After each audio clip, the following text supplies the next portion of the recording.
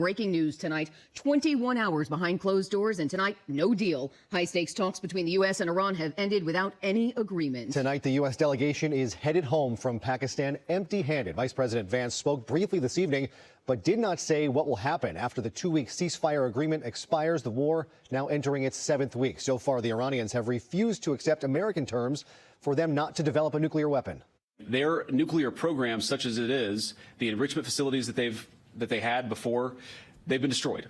But the simple question is, do we see a fundamental commitment of will for the Iranians not to develop a nuclear weapon, not just now, not just 2 years from now, but for the long term? We haven't seen that yet. We hope that we will. Tonight, Iran is demanding the release of billions of dollars in frozen assets, security guarantees against future attacks, and the end of Israeli attacks against Hezbollah in Lebanon. Vance says during the talks he was in constant communication with the president and the White House. Meanwhile, tonight, President Trump is in Miami attending the UFC fight there. He entered the arena shortly after 9 o'clock to watch the bout. He was accompanied by the UFC's president and several members of his family. Dana White, of course, there to his right. Our left, the president walked to his seat, shaking hands with Secretary of State Marco Rubio and other attendees down on the floor. The United States and Iran have just left Pakistan, Islamabad, and they are not able to come to an agreement. This means there's going to be no oil for the U.S., no power for anybody across the globe, and no agreement in hand. This deal produces uncertainty in the Strait of Hormuz, uncertainty in oil routes, meaning rising global pressures and tensions, and those rising pressures mean higher living costs, instability, and a system strain worldwide. Just when you thought that the talks were going to produce peace. But that's why at Journey With Us, we've been telling you, hit the like button, share, and subscribe, that this peace and these talks is really just a moment for you to breathe, get your things situated, pack your bags, because what's coming to the U.S. in the next couple of months is going to be treacherous. Yeah, guys, look, the system is breaking. I don't know how you want to put it. I don't know how you want to say it, but the system is breaking. What was then, what used to happen is not going to be happening anymore, guys. We see, like, experts are coming out and say, hey, it's been about 3 weeks, 4 weeks with this conflict, and this disrupted a lot of traffic and things like that with the Strait of Hormuz. So they said, hey, if we fix it now, we will probably have this problem till July. But since these talks and negotiation didn't happen and agreements didn't happen, it might be pushed back another 2 months. So everything is going to be happening and disrupted for about another 6 months, to be honest. So you're going to have to prepare if you are staying where you are. But this might be the opportunity. I'll say today, probably. But yeah, things are going to spike back up. Oil prices are going to go back up. The things that they say, you just have to see how to move around what they say, because they say things for a reason, so you can take advantage of it at the time and then get out. So of course I'm talking about the markets, but these things, this negotiation was just a plan to drop prices to a point so a lot of people can get in, the right people that wants to buy oil and get out. So it's a lot of manipulation happening. Just don't get played. Just don't get played. You gotta learn how to play the game. Yeah, because when the Strait of Hormuz is going through all these difficulties and has that instability, the world does not merely get nervous. No, like you were saying, this is a global breaking point. Oil traders react. Shipping insurers are going to react as well, with their shipping insurance prices increasing. Airplane flight prices are going to increase more than what they are right now. Food prices, especially in the United States, especially in Europe, especially in places that are dependent on China to supply food, well, you're not going to get that food. It's going to impact small businesses, suppliers who get their products from China to America. Because there's a lot of e-commerce small businesses that get their products from China, sell them to the US. I mean, if you go to Target, they're going to say made in China. All that stuff not only is affected by the previous year's trade tariffs, but is now affected by oil prices. Now, Reuters reports the U.S. military is already working to secure the passage through the strait, which means this is not just about speeches and statements. This is about whether one of the most important arteries of the global energy world can operate without further escalation. And this may be a little bit of a shock to you, but Iran is not just about to let U.S. military go through there and do whatever they want. So expect the next couple of days to look like crisis in the Middle East, specifically Iran and the Strait of Hormuz again.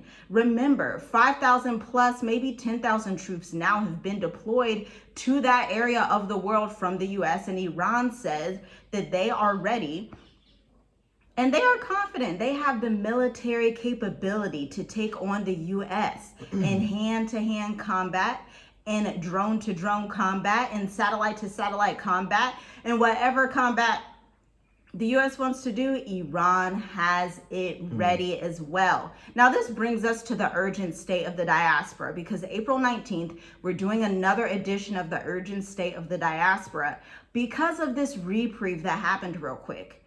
Plane tickets, if you were paying attention, you should be speaking to strategic mobility advisors that tell you of the opportunities.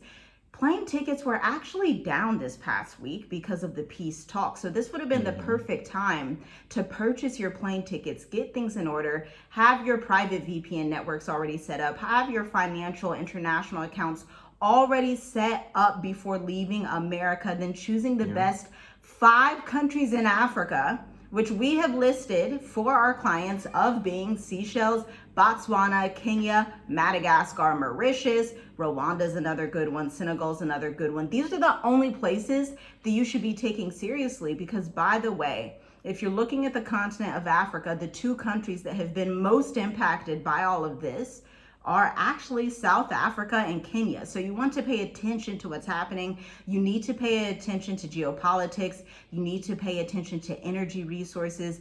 All of these things affect your travels abroad if you are traveling abroad.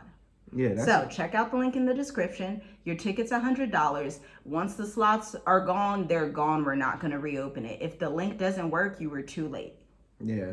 No, that's a good point. Like you just got to know how to move around. As we always say, like last week, that was a perfect time. Even if you were thinking about traveling 6 months from now, you get what I'm saying? You could have bought your tickets at a discounted price. Of course, you could have got into U.S. oil and like you could have invested at a low price. Because today is Sunday, and you know I'm going to be doing Sunday Market Blueprint also. So that link will be in the description too. But that would have been a perfect time to buy oil because oil is still going to spike up again. Now, it might be too late, you know? So you have to know how to, you know, get in and get out at certain times. That goes from buying plane tickets, that goes to investing, that goes into, you know, residency while those options like are available. Because we hear pretty much all around the world, there's going to be a energy crisis type of lockdown, right? Everybody is feeling it. No matter where you go, to be honest. No matter where you go, they're going to be feeling it, but it just depends on the country, how they're handling it and who they trade with. Yeah, a lot of people, allies are. Yeah, a lot of people on this side of the world of the Indian Ocean here, they're going to be okay. Or I'll say they're going to be better than most countries that depend on just say like, I'll say better than America for sure. Better than certain countries in the Middle East and things like that. Better than Europe. In Europe, yeah. So you just got to know, Australia. You just got to know how to like where to go in these times because things are going to be, I'm pretty sure this is going to last or be affected until the end of this year. And it's already almost the 5th month, guys. I feel like the year just started. Yeah. Now we are in the 4th month, going on the 5th month. Yeah, Because for expats and globally minded families, this is where the conversation hits home and gets practical. Even if you were in Thailand, in South Korea, if you were just traveling around and you're now really looking at your move abroad plans and you're like, dang, I don't know if this is the time to do 30, 60, 90-day stays. Maybe I should acquire some type of digital nomad residency. This is the perfect time to audit your life and audit what's going on with your plans and see, is this actually sustainable in a war? Because ticket prices are going to 110 million% shoot up. It just is what it is, because the Strait of Hormuz impacts 20% of global oil. That's a huge chunk of global oil that's being impacted. And there's another strait that's actually not far from the Strait of Hormuz, a little bit more into Asia, but that would be impacted as well because it's still in that general geography where you're having these wars and rumors of wars, okay? And so this is where you see countries like Angola, Nigeria stepping up to trade their oil and send their oil to the continent of Africa and to their allies of other nationalities and different nations so that they can have oil. We are seeing the world change right before our eyes, and by the time this is over, it will look the exact opposite that it did when it started. So the question is, where do you want to be in all of this? Now, every geopolitical fracture reveals which countries are resilient and which ones are running on fumes, i.e. America, literally running on fumes at this rate. When oil routes are threatened, fragile economies often become even more fragile. Economies that have alliances with people that aren't that close to them, such as America, that has alliances with Saudi Arabia or alliances with Oman for their oil, or maybe alliances with Mexico for fresh produce. Well, those relations have already been tried and tested, okay? Then you're going to see politicians grow louder, central banks get cornered, and ordinary people told to stay calm because everything's going to be fine soon under this strain that's impacting fuel, food, and transportation volatility. This is exactly why this story is not just about Iran or America or Islamabad, Pakistan. It's about what happens when peace talks fail in the same system that the energy is already under severe pressure.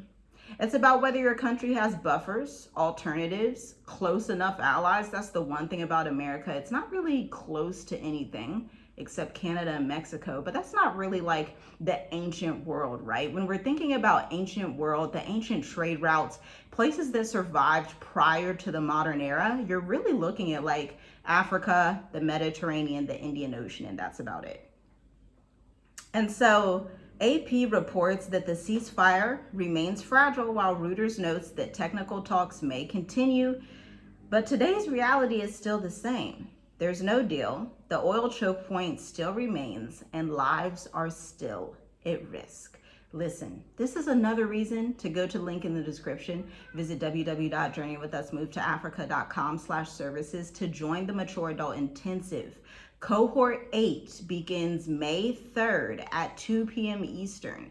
Especially if you're reading all this and you're exhausted, you're tired, you're like, man, I'm trying to understand all of this. Maybe you're over the age of 40 and you're like, okay, I just need another set of eyes on my plan to make sure I'm not making a mistake. I don't want to do a one-on-one.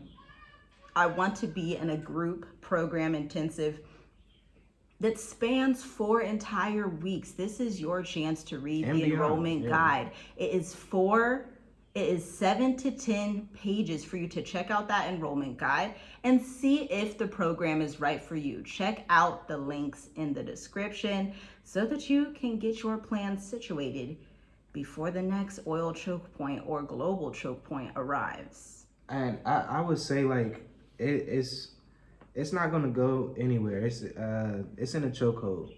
It's in a chokehold for right now. You know, a lot of things are happening to try to get out the chokehold, but this is gonna, you know, span till July. That's what I'm hearing, at least till July. And what happened yesterday with the talks that nobody could agree, I'm pretty sure it's going to be another couple months, so it might be September. So transportation, a lot of transportation vehicles, so big trucks and things, they need certain fuel. They need diesel fuel. and that's a shortage right there. So I'm starting to see videos where traffic is starting to look like back last year, 2025, when they were striking at the ports and things like that. Y'all remember that? Leave a comment down below if you do. It's probably it's going to be that scenario, but they literally can't move. Steroids. They can't move because they're not going to have fuel, or gas stations are going to be lined up to try to get the last fuel. Things are changing fast. Like, you just got to be in the right position. Like, you have to talk to the right people. So I'm glad that our clients that we talk to, that we advise in a way, they trust us with the knowledge and understanding that we have, because they come back to back to back. I'm like, hey, what do you think about this? What do you think about this? And that's something that's been, truly a blessing. I'll say that it's truly a blessing to be in a position that we are in, to help, the people that is traveling. And these last couple months, I want to say at least 6 to 7 people has arrived here on the continent, because they see what's coming. And yeah, it's coming. It's not stopping. Yeah, they're coming quicker than ever before, which is good. They feel the pressure. A lot of times also that older generation remembers some of these things that have happened in the world. Maybe their parents were in World War II or whatever. So they kind of remember some of this. So they know it's real. I think something that could be an issue for millennials and people that are younger is they have not really experienced an earth that is at total war. And so they don't know what that's like. Maybe they don't study history, maybe they don't study economics, maybe they're entrepreneurs. So they're totally at a learning gap, and understanding, hey, this world can get very crazy very fast, especially in times of war. But I think that's about it for this video. Yes. Shalom, shalom. We'll see you in the next one. Check out the links in the description. Let us know your questions and comments down below. Also, let us know, do you remember that strike that happened with the transportation last year? Yeah. Was that just practice for what's about to happen right now? That's deep. Shalom, family.